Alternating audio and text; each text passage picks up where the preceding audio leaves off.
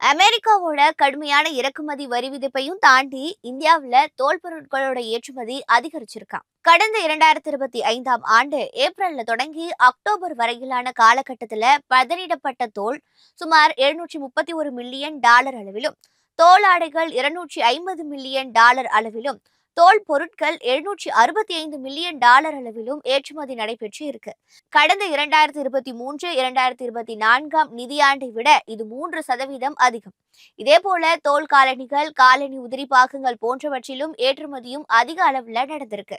இதன் மூலம் அமெரிக்க வரி விதிப்பையும் தாண்டி 0.4% அளவிற்கு இந்திய தொல்பொருள் ஏற்றுமதி அதிகரிச்சு இருக்கு.